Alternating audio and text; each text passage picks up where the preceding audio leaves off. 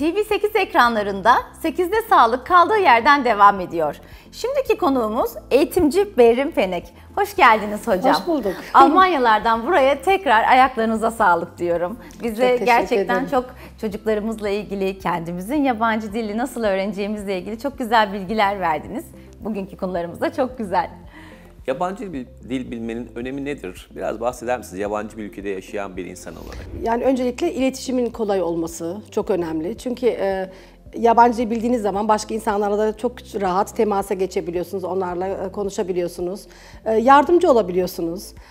Ve çok iyi yerlere de gelebiliyorsunuz bir yabancı dille. Çünkü biliyorsunuz bazı insanlar sadece önemli belirli şirketlerde çalışmak için yabancı dil öğreniyorlar ve uluslararası şirketlerde çalışabiliyorsunuz. Çok avantajları var diye düşünüyorum. Şimdi efendim bakın şöyle bir şey söyleyeyim. Siz eğer bir oyuncuysanız Hollywood'da ya da Türk sinemasında fark etmez. İster istemez ince olursunuz, zayıf olursunuz. Bir mankenseniz işte her zaman ince kalmak zorundasınızdır. Evet. Ve ona uygun bir şekilde yaşamınızı planlarsınız. Evet. Yabancı dil de öyle aslında. Yani kimse işte bir yabancı ile konuşayım diyerek oturup yabancı dil öğrenmek istemez yani bu. Evet, tabii. Evet. İnsanın Yani- kendi hedefi olması lazım. Evet. Ben o dili bu şartla bunu yapmak istediğim için öğreniyorum. Veya diyelim ki yurt dışında yaşama planları var. Muhakkak öğrenmesi gerekiyor. Veya dediğim gibi bir uluslararası bir şirkete girmek istiyor veya Amerika'da, İngiltere'de yaşamak istiyor veya Almanya'da yaşamak istiyor. Ona göre dil öğrenmesi gerekiyor yani. Yani zorunluysa, ondan para kazanacaksa, o onun gelecekteki hayatını kolaylaştıracaksa eğer, hedeflerine ulaşmasını sağlayacaksa aslında değil mi bir anlamda Tabii öyle ki, düşünmek tabii ki. lazım. Yoksa ben zevk için gidip Çince öğreneyim. Yani Çinceyi kullanmadıktan sonra ne anlamı var Evet, ki? Niye sonrasında öğreneyim? Neden öğreneyim? Ne yapacağım? O bir merak işte bazı insanların yani benim de bir akrabam var. O da Japonca öğreniyor. Yani merak. Bazı insanlarda zor dilleri öğrenmeye merakı var. Yani Hobi. Onun hobi gibi. Hobi gibi. Evet. Peki hocam, ikinci dil olarak Almanca eğitimi verilirken nelere dikkat edilmeli? Öncelikle hangi ülkeden geldikleri önemli. Çünkü birçok ülkeden talebelerim var benim.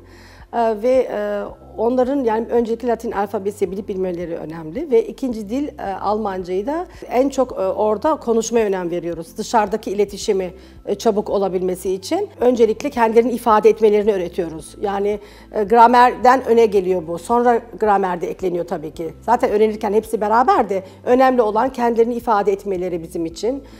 Yabancı Almanca ikinci dil öğretmenin şartları dışarıda çok çabuk bir şekilde kendilerini ifade etmeleri insanların. Günümüzde şimdi sosyal medyada gezerken bir bakıyoruz işte online eğitim paketleri falan var. Yani diyor ki işte şu kadar ücrete bir saat istersen eğitim alabilirsin.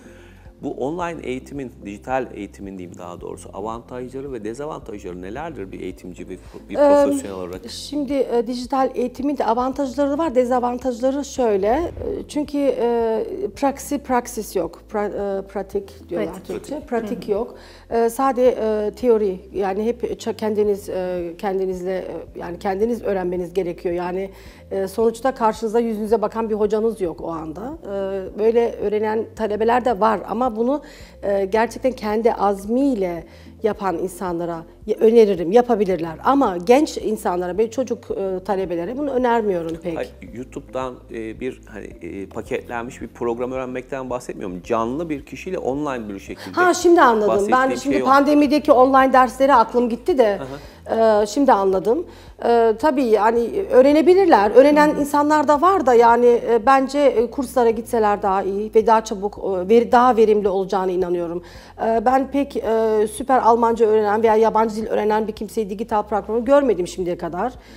Yani hatta öyle 6 ay eğitim alan talebelerim var, yani geldiler. Hiç doğru düz bir şey öğrenememişler yani. Ve sonunda kursa geldiler. Yani bence verimli olması için derse gitmeleri gerekiyor. Yani bir okula veya bir kursa. Peki hocam, aslında bu konu çok önemli. Ebeveynlerimiz, yani annelerimiz, babalarımız çocuklarını başkalarıyla kıyaslasınlar mı, kıyaslayabilirler mi? Bunun sonucunda ne olur? Eskiden çünkü böyle bir şey çok fazla yaygındı. Şu anda biz anne babalar daha da bilinçliyiz, çok kıyaslama yapmıyoruz.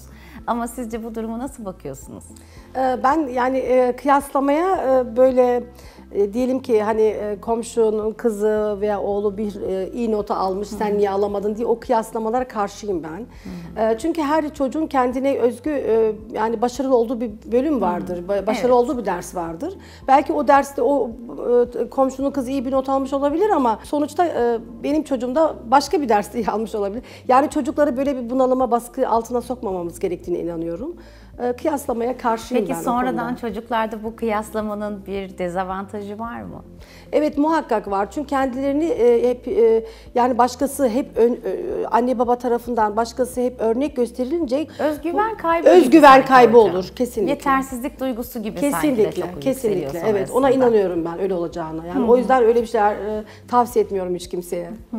Peki çocukların öğrenme şekilleri birbirinden farklı mıdır?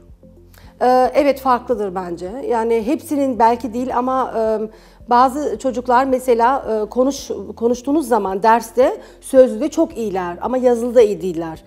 Yani bazıları yazılıda daha iyiler, bazıları sözlüde. Her çocukta bu farklı. Yani ikisinde de iyi olan talebeler de oluyor ama çoğunluk böyledir. Yani ya sözlüde çok iyidir. Yani konuşarak, dinleyerek kafasında tutabilen talebeler var. Veya yazılı da öğrenerek aklında daha çok tutabilen talebeler var. Çünkü kişi yani tektir. Aynen öyle. Görselci olanlar ya da işte kulakla duyanlar. Evet, işte Türkçe'ye biraz kıtlığım var orada. Tam istediğim gibi anlatamıyorum ama anlatabildim inşallah. Demek istediğimi. Bunu demek istiyorsunuz. Evet, aynen. Dokunsal olanlar ya da işte görsel olanları gerçekten tahtaya yazıp görsel olarak görüp de kaydetmeleri, iletişimsel olanları biraz daha kulakla dinlemeleri. Aynen öyle. İşte her çocukta bu farklıdır. Etkileyebiliyor, evet. İşte bazı çocuklarda hepsi vardır. Onlar çok zeki çocuklardır. Hepsini kavrayabiliyor. Ama bazıları dediğim gibi yani. Evet, aynı duyuları eşit yapabiliyorlar ama bazı çocuklar da oynayabilir. İlerideki dönemlerinde de bunu eşitleyebilirler açıkçası. Aynen öyle. Aynen öyle. Tabii ki. Hocam. O aradaki şeyde kaybolur. Kesinlikle. Peki okumanın önemi nedir? Bir kalıcı okumayı siz bize bir önceki programlarda çok güzel anlatmıştınız. Kalıcı öğrenme ile ilgili biraz daha bize fikir verebilir misiniz? Evet, okumak çok önemli. Yani bence çocuklar küçük yaştan beri kitap okumalı diye düşünüyorum. Çocukken çocuk kitapları, daha ileriki yıllarda istediği kitapları. Yani ancak okuyan kalır gibi bir atasözü var Almanca'da. Ve yani böyle kim okursa, kim yazarsa, şey yaparsa o kalıcı olur. Yani beyinde de kalıcı olur o demek aslında. Çünkü okumadan insan sadece üniversite demiyorum da şimdi o tabii bir yer hani derler ya okumadan bir yere varamazsın diye. Ama bu kitap için de çok geçerli bu.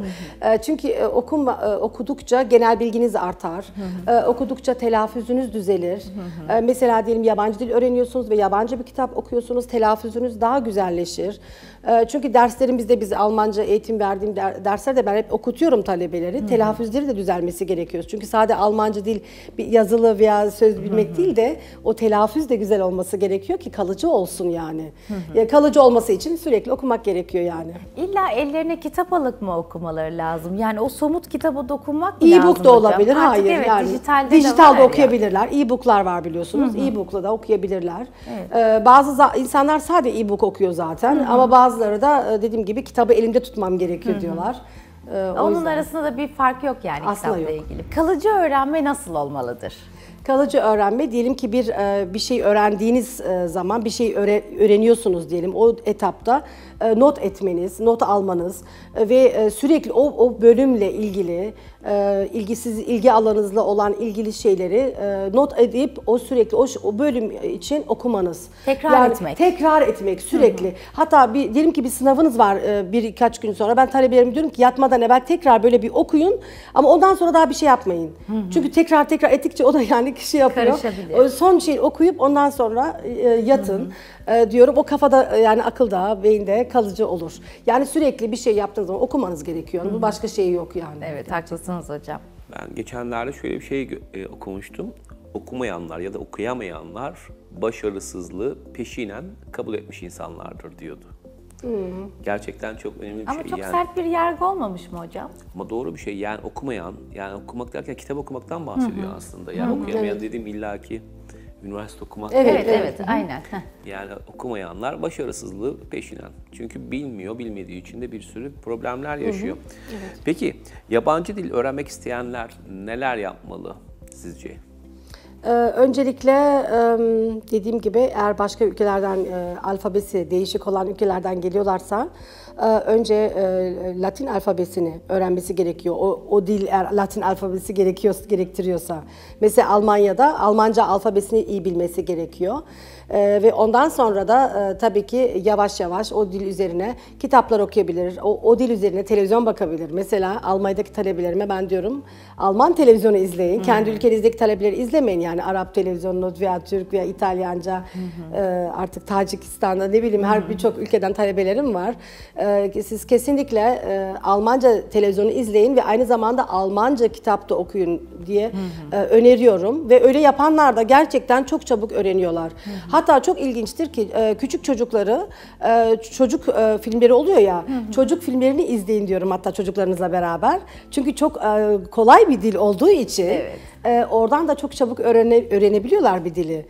Çünkü çocuklar da öğreniyor öyle ve öyle çok çabuk öğrenebiliyorlar. Belki hocam şöyledir, başlangıçta çocuklar için daha tane tane ve telaffuzu daha kolay olduğu için. Onlar da dil öğrenme esnasında, başlangıcında ben öneriyorum yani diyorum çocuk filmleri izleyin. Ama sadece böyle ses olan değil yani konuşulan çocuk filmleri izlediğiniz zaman gerçekten kalıcı oluyor yani akıllarında kalıyor o. Öğreniyorlar. O dilin en azından telaffuzunu bir şekilde çağrışım tabii düzeltiyorlar tabii ki. Bir de okuyarak tabii kitap hep yani dil öğrendiğiniz müddetçe aynı dilde kitap okumanız gerekiyor. Diyelim ki diliniz iyi değil, başlangıçtasınız çok basit yani kolay yazılmış kitaplar. Mesela bir çocuk kitabı okuyarak sonra bunu ilerleterek romana geçebilirsiniz. Yani böyle onu öneriyorum yani. Çok mantıklı hocam. Çok teşekkürler vermiş olduğunuz bilgiler için. Çok sağ olun. Çok değerliydi. Çok sağ olun. Bugün bizlerle eğitimci Berrin Penek beraberdi ve yabancı dilin ne kadar önemli olduğunu ve nasıl daha kolay öğrenebileceğimiz konusunda bize bilgiler verdi. Kendisine tekrar teşekkür ederiz. TV8 ekranlarında 8'de Sağlık kaldığı yerden devam ediyor.